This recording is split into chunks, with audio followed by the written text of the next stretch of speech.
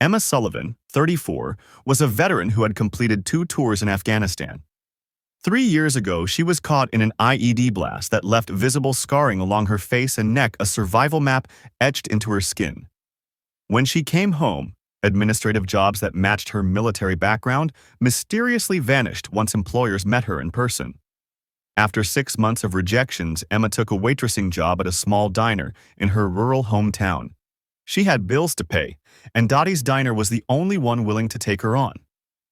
Each day, Emma worked hard without complaints, never bringing up her history. She learned to tune out the stares, the murmurs, and how parents clutched their children tighter whenever she approached. On this particular Sunday morning, the diner was full with the post-church crowd. Emma balanced 3 plates along one arm while holding a jug of orange juice in the other. As she gently set down a plate of pancakes, she caught the unmistakable hiss of quiet judgment. Why would they hire someone who looks like that? Totally ruins my appetite. Emma turned away, remaining silent. The pitcher in her hand trembled slightly, tiny waves forming on the juice's surface. Dottie, the owner, had seen it all from behind the counter. Instead of backing her employee, she frowned at Emma like she had somehow invited the attention simply by being there. A small child walking past with his mother pointed directly at Emma's face and asked loudly, "Mommy, what's wrong with that lady's face?" The mother jerked her son's arm, rushing away without looking at Emma. "Don't stare," she scolded, loud enough for all to hear. "It's rude to look at people like that." Emma forced a smile and focused on her breathing, just like her therapist had taught her. In through the nose, count to 4. Out through the mouth, count to 6. That rhythm had helped her survive firefights in Kabul. It would get her through Sunday brunch in Tennessee. "Order up for table 7, the cook called. Emma grabbed the plates, adjusting her name tag that also carried a small American flag pin, the only sign of her service she allowed at work. Most people didn't even notice. "Can we get more coffee over here?" A man at table 5 waved impatiently, then visibly flinched when he realized who was coming to serve him. Emma acted like she hadn't seen it. During a slow moment, she slipped into the restroom, splashing cold water on her face. The mirror showed scars that no medical procedure could completely erase. Pink, tightened skin that pulled near her right eye and left a permanent dimple in her cheek. She had stopped seeing them long ago. Why couldn't others? When Emma returned to the dining area, she noticed a teenage boy at table 9 watching her closely. But unlike everyone else, he wasn't staring at her scars. He looked straight into her eyes, his hand resting over his heart, a gesture she hadn't seen since leaving the military. "If you believe good people deserve to be remembered, stay here with us." Emma pushed through her shift, though the burden of judgment grew heavier with every passing minute. The whispers had become louder, the stares more open. Even Melissa, the other waitress on duty, had started covering tables that should have been part of Emma's rotation. "Table 4 needs a refill," Melissa said, purposefully avoiding Emma's gaze. "But maybe I should get it. They seem a bit particular." Emma understood the undertone. "I've got my section," she replied softly, picking up the coffee pot. As she neared table 4, an elderly man in a golf shirt looked up with barely concealed revulsion. "Isn't there someone normal who can bring our food?" The word struck Emma like a punch. She had survived war zones, but these everyday insults still cut deep. She lowered her eyes and muttered, "Sorry for the inconvenience, sir. I'll see if someone else can assist." The man's companion, a well-dressed woman dripping in expensive jewelry, added, We're trying to enjoy our meal. It's distracting." Emma nodded numbly and stepped back, 7 paces to the kitchen, just enough distance to keep herself from falling apart. Dottie caught her near the counter, gently guiding her toward the break room. "Emma, honey, can I have a word?" The cramped office smelled like stale smoke and synthetic air freshener. Dottie toyed with some receipts, not looking up. "Look, I appreciate how hard you work, I really do. But when customers feel uneasy—" "I get it," Emma said, her voice calm despite the ache in her chest. "You've got to think about the business. Maybe we can switch you to kitchen prep? Or give you late shifts? Less crowd, fewer eyes?" Emma had once earned a Purple Heart for bravery. She'd directed medevacs with bullets tearing through canvas. Now she was being asked to hide because her scars made others uncomfortable. "I'll finish my shift," was all she said. Back out front, Emma noticed a teenager at table 9 still watching her. Maybe 16, with thoughtful eyes older than his age.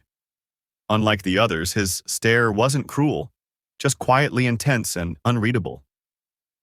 At table 8, a group of men in casual office wear were enjoying their lunch. One of them spotted Emma nearby, refilling glasses. "Hey, Jim," he called, raising his voice. "Remember that horror flick we saw last week? The main character kinda looked like—" He nodded toward Emma. Laughter rippled through the group. One man looked slightly embarrassed, but chuckled anyway.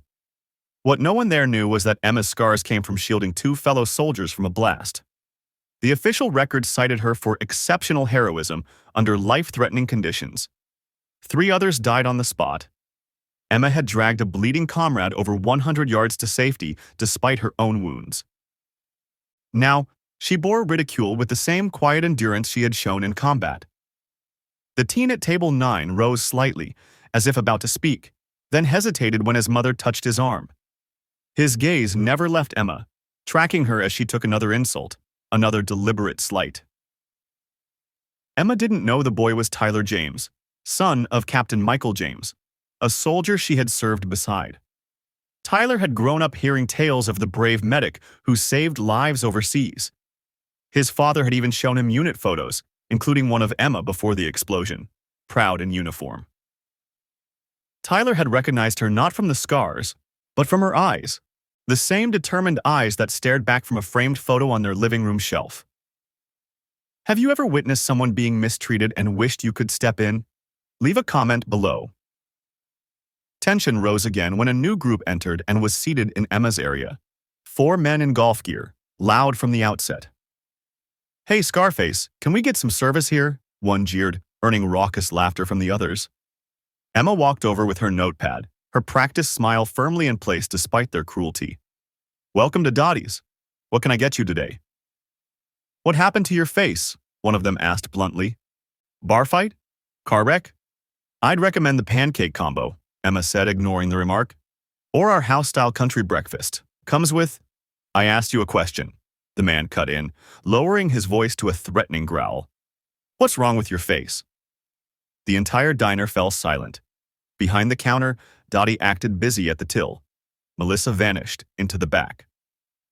"I was wounded while serving in Afghanistan." Emma finally responded, her voice soft but steady. "Now, about your order." "Afghanistan?" One of the men snorted, elbowing his buddy. "Probably worked the mess hall and dumped soup on herself. A woman in combat? What a joke."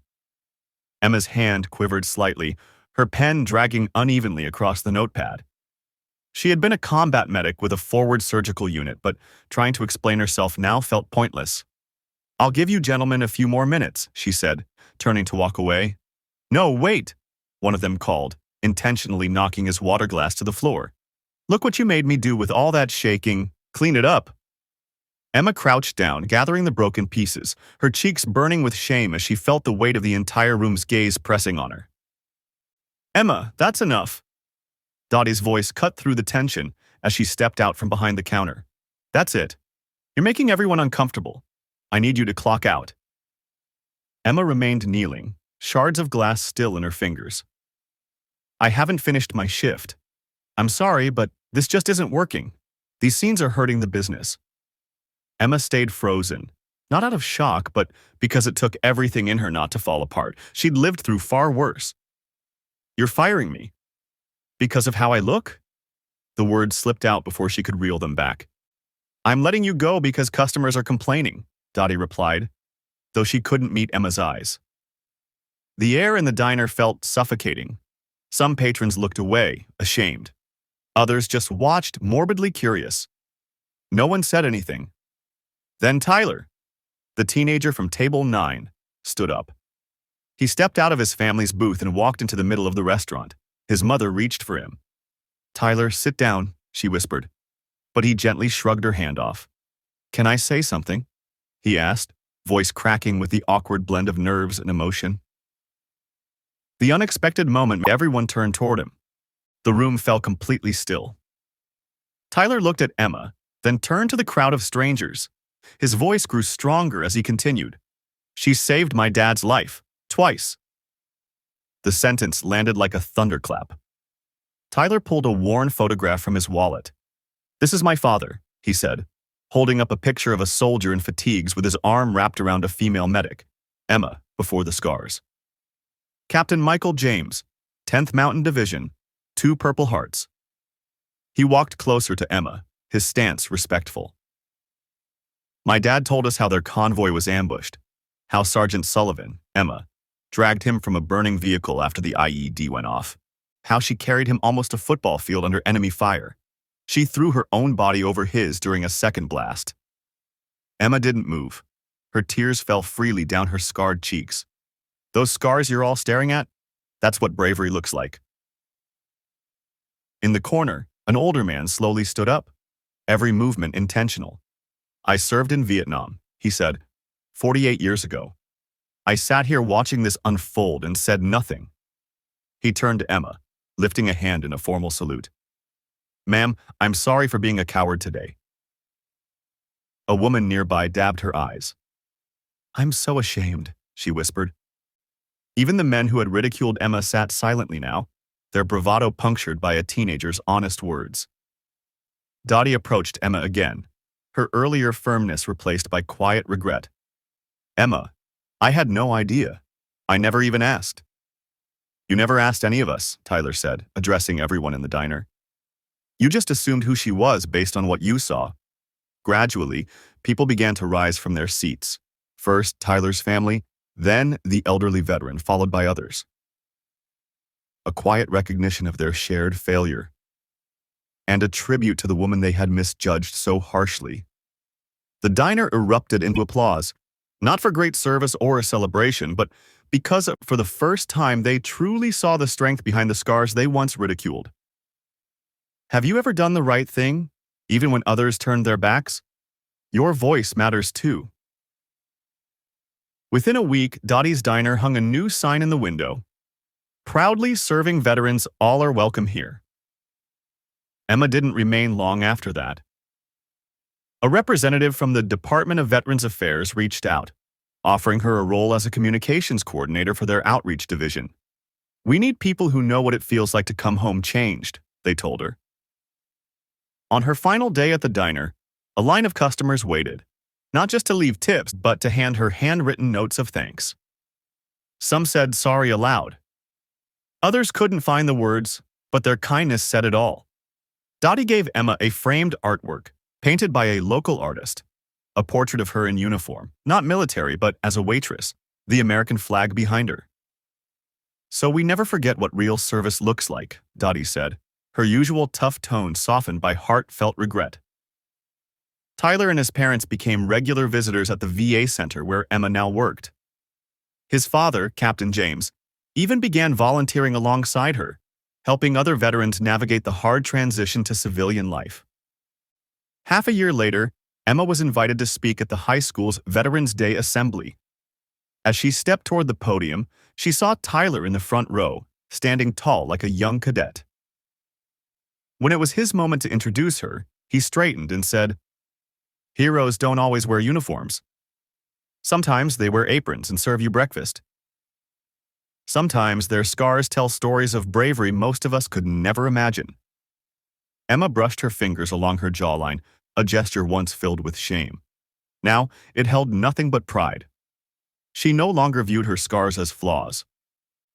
They were proof she had endured the unimaginable, and came back to lift others.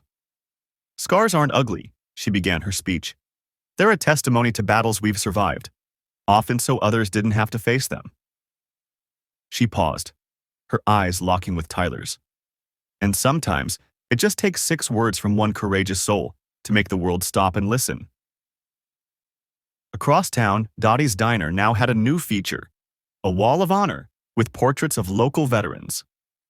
At its center, Emma's photo, beneath a plaque that read, "Courage serves daily." Have you lived through something unjust like this? Share your story. It deserves to be known.